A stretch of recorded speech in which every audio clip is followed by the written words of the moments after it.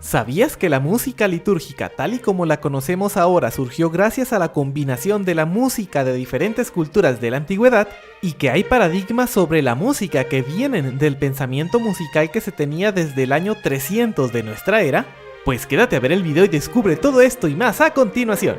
¿Qué onda, gente? Yo soy Mike Plant y sean bienvenidos a su canal de lecciones y cultura musical. Para abarcar bien este tema tenemos que hablar un poco sobre la música de la antigua Roma, la cual era una adaptación de la música de Grecia, sobre todo después de que esta última se transformara en una provincia romana en el año 146 a.C. Antes de ello se cree que la música romana era etrusca o itálica, y hoy en día no se sabe cómo sonaba. Sin embargo, la música en la antigua Roma era el arte que debía dominar cualquier persona considerada culta. Esto se conoce gracias a fragmentos de escritos de Cicerón, Quintiliano y otras grandes figuras griegas del primer siglo del cristianismo. Se cree que este arte debió haber formado parte importante de todo evento público, sin dejar de tener su espacio en la educación y las fiestas privadas. Respecto a los instrumentos, era común el uso de la tibia, un aulos romano, y de la tuba, una trompeta recta y de gran longitud de origen etrusco, los cuales se usaban en ceremonias religiosas, militares y estatales. La tibia también era utilizada para música de teatro. Otro instrumento muy popular era el cornu o la buchina, los cuales eran una trompa con forma de G, siendo esta última la versión pequeña. Además, hay muchos relatos sobre virtuosos intérpretes que se volvieron muy populares, así como de la abundancia de grandes coros, orquestas, festivales y competencias musicales. De hecho, hubieron emperadores que les gustaba patrocinar la música. Incluso uno de ellos, Nerón, deseaba adquirir fama como un gran músico. Ya para el siglo III y IV, esta actividad musical decayó bastante debido a que el Imperio Romano perdió poder económico. En el siglo V, este comenzaba a caer, siendo invadido de poco a poco por el norte y el este, y dividiéndose en secciones que gradualmente terminarían convirtiéndose en las naciones modernas. Conforme esto pasaba, la religión cristiana obtenía poder y crecía de manera silenciosa, hasta tal grado que ya en el siglo X era el principal creador de cultura y fuente de unión de Europa.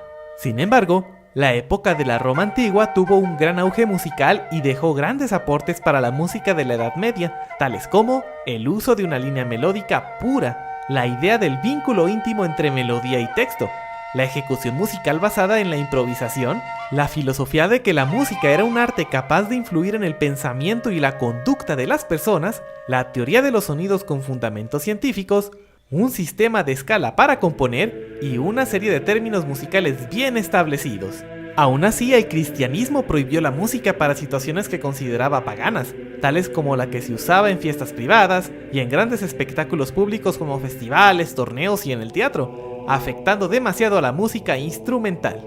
Además, la música cristiana del medievo obtuvo influencias de otras culturas. Se cree que obtuvieron un poco de los judíos, aunque no hay pruebas que avalen esta hipótesis.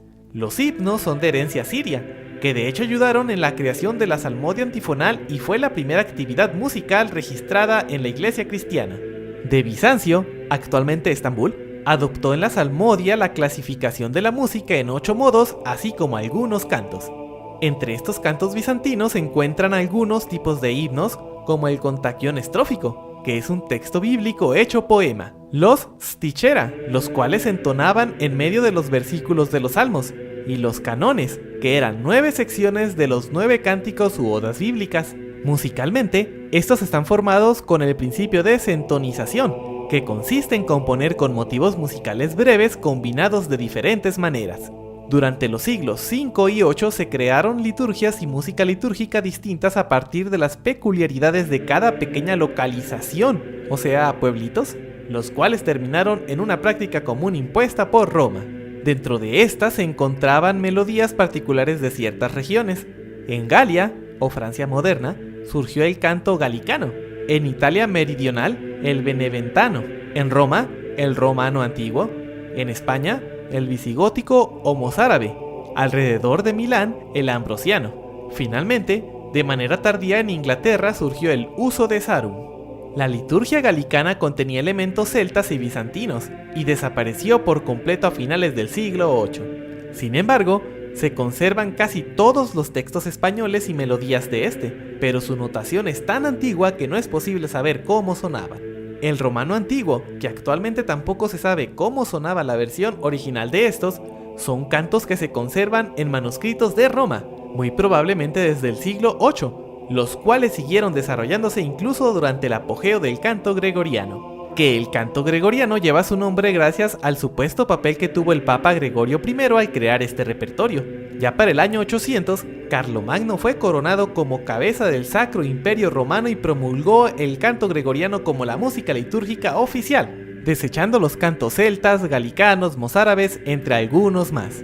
También tenemos a la salmodia antifonal, que son los cantos que se escuchan en la misa cuando un lector entona la primera parte de un versículo y luego los demás le responden cantando la segunda parte. Esta fue introducida en Occidente entre el año 374 y 397 por el obispo de Milán San Ambrosio, siendo el Papa Celestino I quien la incorporó a la misa de Roma.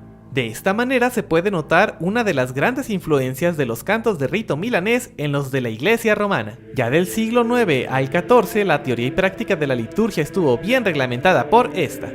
Pues bien, así fue como se originó la música litúrgica de inicios del medievo, que ya profundizaré más en el siguiente video de esta serie respecto al uso y definición que esta tenía. Antes de despedirme, los invito a seguirme por mis demás redes sociales, así como en mi canal de pianista. Y bueno, muchas gracias por ver hasta el final y que la música los acompañe.